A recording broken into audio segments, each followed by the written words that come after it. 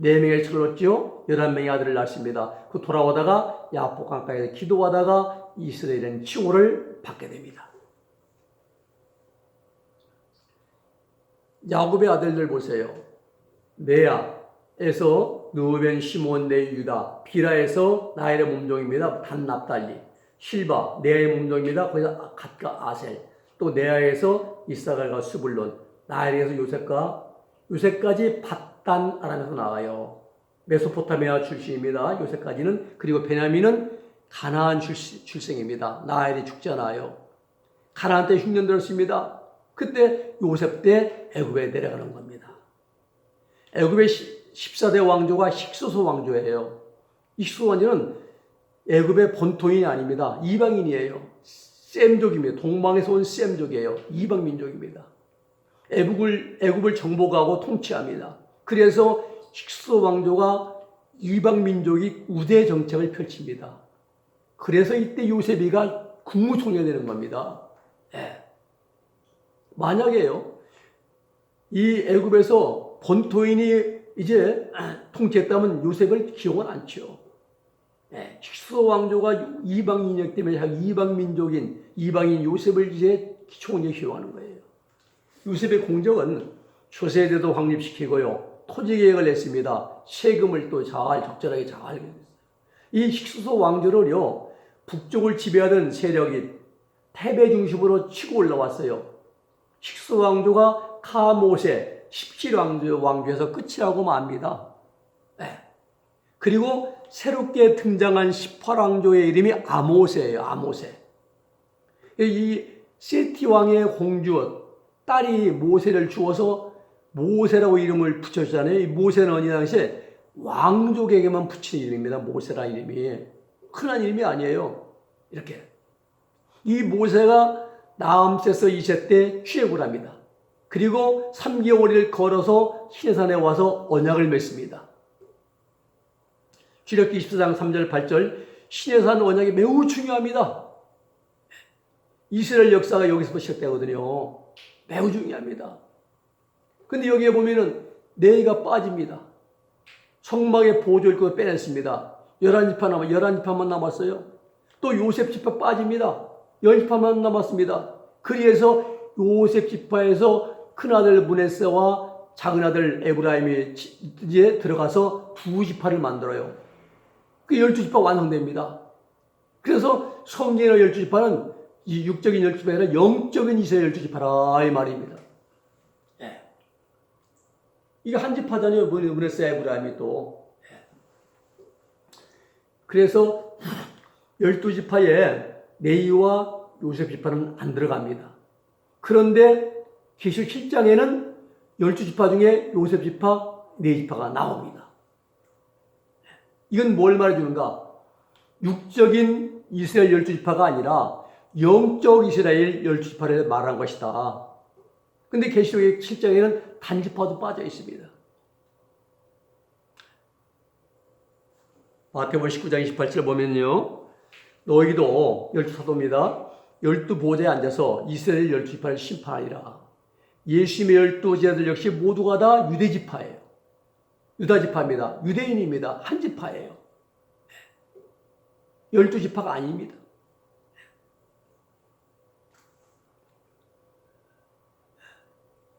그러므로 야곱의 12아들 12지파, 예수님의 12제자들, 즉 이들은 영적 이스라엘 지파, 즉 예수님의 이름으로 구원받은 모든 사람들, 영적 이스라엘 12지파를 의미하는 것이다 이 말입니다.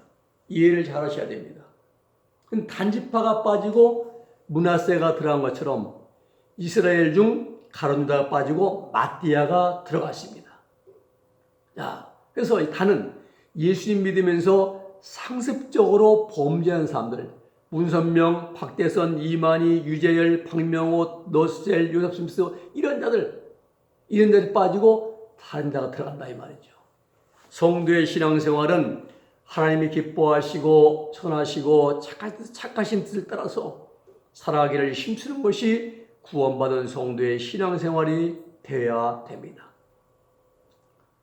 외울 것이 있습니다. 내가 타락하면 나 대신에 다른 사람이 들어갑니다. 이렇게만 내가 타락한 말입니다. 이거 되게 중요하죠. 그리고 9절로 17절은요. 큰 환난을 통과한 성도들의 말씀입니다. 인침에 대한 성의 기록이 나와요. 1절 8절에. 천사의 인침이 있고 그 다음에 성령의 인침이 있습니다. 아브라함이 75세에 하나님 백성이 됩니다. 아브라함아 너는 너의 본토 친척 아비집을 따라 내가 내게 명할 곳으로 가라. 이때가 75세입니다. 아브라함이 구원받았습니다. 갈 곳도 모릅니다. 믿음으로 가는 거예요. 믿음으로 구원받는 거. 믿음의 효시, 믿음의 조상 아브라함이 75세 때예요. 그래서 24년 걸립니다. 24년 걸려요. 싹이 났죠 이때요. 예수 믿고 구원받았습니다. 이게 성령의 인침이에요. 딱 싹이 났습니다. 그리고 24년 동안 믿음으로 된 의를 완전히 의롭게 되었다고 도장을 꽝 찍은 것, 이게 인침받는 거예요. 이게 인치는 겁니다. 창세기 11장 1절에 보면은 99대 아브라함아 너는 내 앞에서 행하여 완전하라. 득의 단계 들어간 거죠. 칭의를 이제 건너서 지나서 득의 단계. 성령의 인침, 성들이 구원받습니다. 그리고 우리도 이 이스라엘들은 이제 출애굽하는 것이고 이제 애굽에 나온 것이고 구원받습니다. 그리고 광야 40년을 걸어갑니다. 40년 걸어가서 길갈에서 이제 할례 받죠. 할례를 받고 애굽의 수치가 굴러 떨어집니다. 애굽의 수치는 가나안 땅에 가지고 들어가지 못할, 보면 천국에 가지고 못 가지고 들어갈 것이 뭡니까? 죄악이죠. 죄.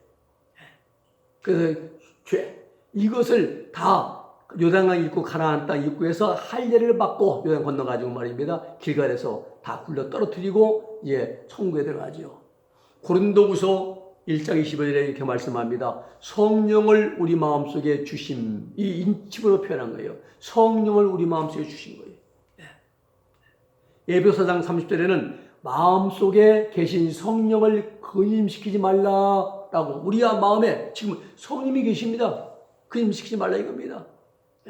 가나안 땅은요, 할례 받은 백성들이 하나님 말씀을 지키며 사는 곳이 가나안 땅이에요. 천국입니다. 그래서 계시록 7장 3절로 8절에 천사들의 인침을 영적 할례라 이렇게 말합니다. 천사의 인침을 영적 할례라. 길갈에서 애굽의 수치, 죄악성이 굴러 떨어진 자들이 몇 명이다? 14만 4천 명이에요. 이들은 배원을 면제받습니다. 길갈에서. 이분들은 말입니다. 이미 애굽의 수치, 죄악성이 다 해결된 분들이에요. 그래서 이제 둘째 사망에도 면제받는 거라, 휴거되기 때문에. 계시록 2장과 3장의 성령의 교회들이 하신 말씀을 들을지어다. 이기는 자가 되라. 마귀와 세상과 거칠 사람과 싸워서 이기는 자가 되라. 그리하면은 싸워서 이기는 자가 된 14만 4천에게 인치는 기간이 바로 교회 시대예요. 즉 천사가 땅의 네 모퉁이 환란의 바람을 잡고 있는 기간, 교회 시대. 그 기간 동안에 싸워서 마귀와 세상과 거칠고 사람과 싸워 이긴 자들에게 인치는 기간이 바로 교회 시대. 인맞은 자들이 14만 4천명이라 성경은 분명히 말씀하고 있습니다. 계시록 7장 보면 하나님께서 예수님의 십자가 사건 이후 죄악성을 바람으로 심판할 계획을 세우셨어요. 그런데 내 아들 예수를 따라 사는 사람들 14만 4천이 생길 때까지 내가 형 집행유예 기간을 두겠다. 형 집행유예 기간, 이것이 기간이 바로 우리가 살아오고 있는 현재의 교회 시대라는 사실입니다. 그래서 7절로 7장 1절 8절 예수 믿고 천국 들어간 성도들 14천과 9절과 11절 큰 환난 통과 성도들, 이렇게 두 부류로 구분해서 하나님은 분명하게 우리에게 말씀해 주고 계십니다. 고린도후서 6장 1절 2절 보면요, 우리가 하나님과 함께 일한 자로서 너희를 구원하노니 하나님의 은혜를 헛되이 받지 말라. 보라, 지금은 은혜 받을 만한 때요, 지금은 구원의 날이로다. 지금 말입니다. 지금 우리가 은혜 받을 때예요. 지금 구원받을 날입니다. 구원받을 때입니다. 9절 말씀 봅니다. 이르에 내가 보니 각 나라와 족속과 백성과 방언에서 아무라도 능히 셀 수 없는 큰 무리가 흰옷을 입고 손에 종려가지를 들고 보좌 앞과 어린 양 앞에 서서 자, 2일 후에 앞에 있는 1절로 8절 14만 4천년에 대한 계시를 받은 후에 그 말입니다. 각 나라와 족속과 백성과 방언 모든 세계 온 세상 만국을 의미합니다. 방언은 말 아니에요. 언어. 예. 능히 아무라도 셀 수 없는 큰 물이에요.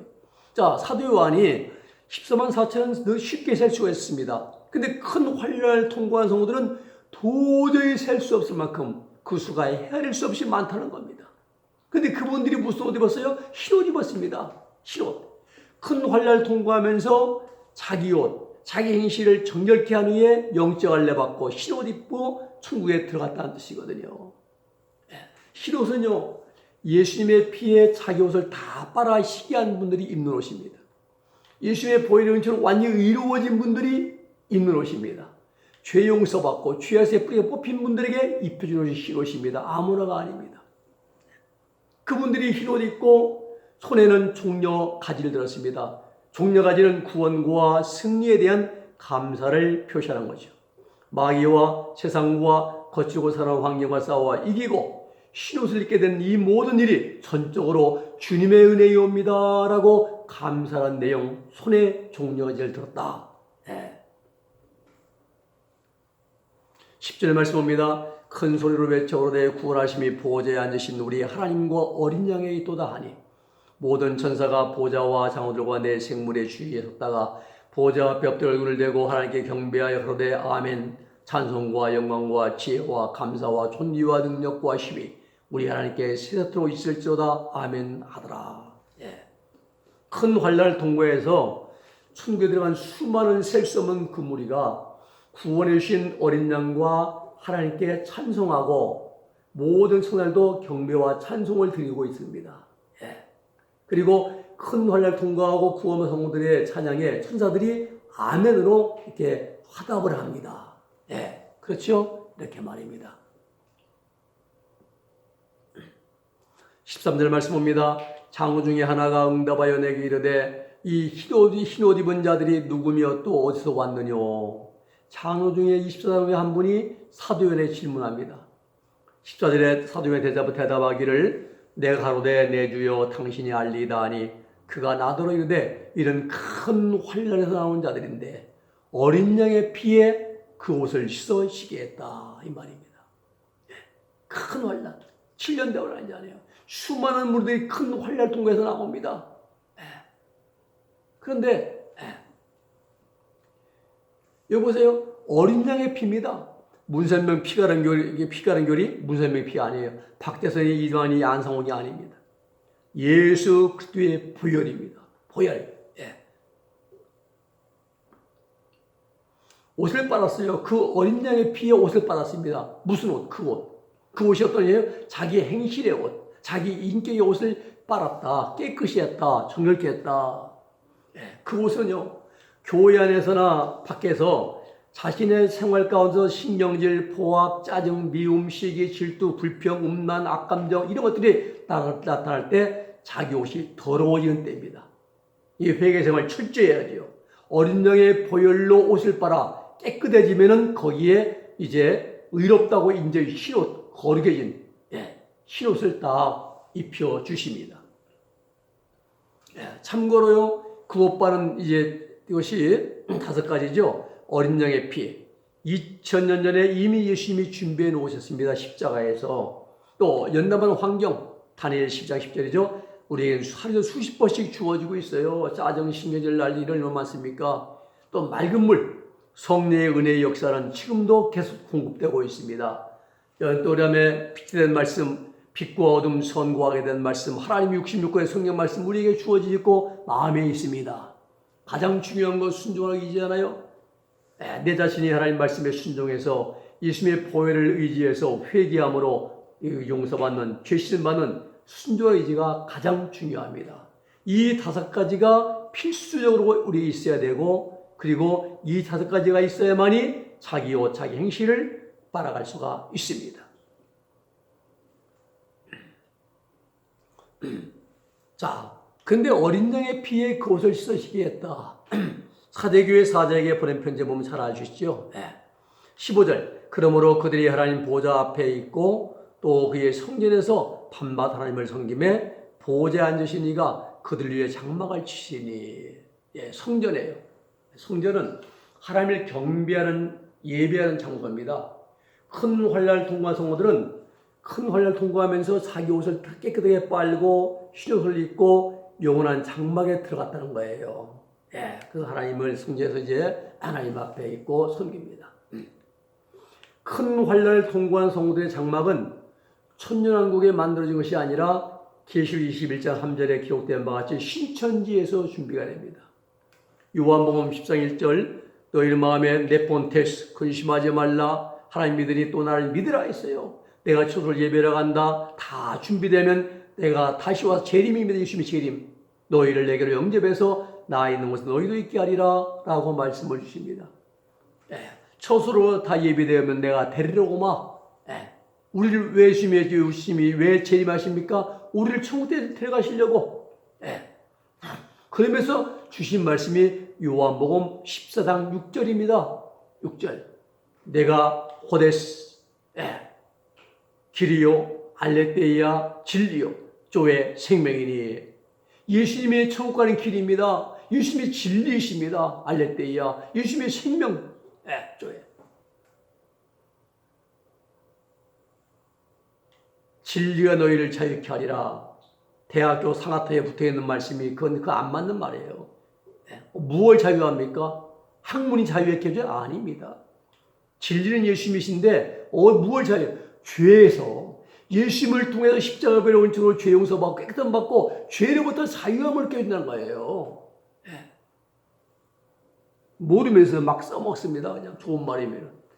자, 계시록 21장 3절 말씀 보면요. 내가 들으니 보좌에서 한 큰 음성이 나서 가로되 보라 하나님의 장막이 사람들과 함께 있음에 하나님이 저희와 함께 하시리니 저희는 하나님의 백성이 되고 하나님의 친히 저희와 함께 해서 이제 이 신천지의 장막을 말하면 신천지 장막. 16절 저희가 다시는 줄이도 아니하며 목마르도 아니하고 해나 아무 뜨거운 기운에 상하지 아니할지니 그랬어요. 자, 이 줄이고 목마르고 해 뜨거운 기운 이것은 큰 환난을 통과하면서 광야의 인단의 과정을 지나갈 때 겪게 되는 일들입니다. 줄이도 아니하며 줄여본 경험이 있습니다. 기근 때문에 홍련지향으로 목마르지 아니하며 비가 없이 물이 없으니까 목말라 본 적이 있습니다. 해나 아무 뜨거운 기운 해가 사람을 태우는 때가 있었다는 것입니다. 이때가 계시록 10장 8절 9절 일곱 대접 재앙 중 네 번째 재앙 때 이루어집니다. 해가 이제 사람을 태워요. 죽입니다. 상하지 아니할지니 7년 대환을 통과한 경험이 있다 이거예요. 이렇게 이런 분들이 통과한 분들입니다. 이 말씀과 연관해서요. 21장 4절에 보면은 모든 눈물을 그 은혜에서 씻기심에 다시 사망이 없고 애통하는 것이나 고가는 것이나 아픈 것이 다시 있지 아니하리니 처음 것들이 다 지나갔습니다. 다 지나갔다. 신천지에서 말입니다. 주신 말씀. 17절 이는 보좌 가운데 계신 어린 양이 저희의 목자가 되사 생명수 샘으로 인도하시고 하나님께서 저희 눈에서 모든 눈물을 씻어줄 것임이라라 말씀합니다. 모든 눈물. 저와 너에는 눈물이 없네. 걱정도 없고 사망도 없고 애통. 저와 너에는 눈물도 없습니다. 사망이 없습니다. 애통하는 것이 없고 고하는 것이 없습니다. 모든 눈물을 씻어준다는 거예요. 아픈 것도 없어요. 아픈 거 여기 보세요. 다시 있지 아니하리니 처음부터 다 지나갔습니다. 다 지나갔어요. 이제는 영원 천국에서 말하는 신천지에서 정리하면은 7장은 6장에서 6장이니까 떼시고 8장에서 7장을 떼시니까 전까지의 그 기간 중에 하나님이 세워놓으신 은밀한 계획이시라는 것을 우리가 알 수가 있습니다. 그 계시록 7장은 대환란을 면제받는 십성하천 입맞은 종들과 대환란을 통과하는 줄여보고 목말라보고 또 해로 사람 태우는 그런 과를 통과해본 능히 셀 수 없는 수많은 성들이 있다는 것, 두 부류로 구분이 된다는 것 우리가 분명히 짚어야 됩니다. 그리고 천사가 바람을 붙들고 땅 네 모퉁이에 바람을 붙잡고 있는 기간이 교회시다라는 것. 왜 그런가? 다니엘 9장 9장을 연결해보면 우리는 정확히 알 수가 있습니다. 여기까지 하고 다음 시간에 다니엘 9장을 연구하도록 하겠습니다. 기도하겠습니다. 거룩하신 아버지 하나님 감사합니다. 오늘 계시록 7장의 말씀을 통해서 이 큰 환난을 면제받는 하나님의 입맞은 종들 14만 4천과 또 큰 환난을 통과하며 주려본 경험도 있고 목말라 본 경험도 있고 또 여러 가지 해나 뜨거운 교회 상해 본 경험도 있는 큰 환난을 통과하는 수많은 사람들에 대한 말씀을 우리가 살폈습니다. 하나님께 두 부류로 나누어서 하나님이 말씀하시고 우리는 그 말씀을 붙들고 많은 자들을 일깨워주고 세워주고 바르게 인도해 줄 수 있는 그런 하늘의 지혜와 총명도 하나님 더 함께 허락하여 주시옵소서. 예수님의 이름으로 기도 올리옵나이다. 아멘.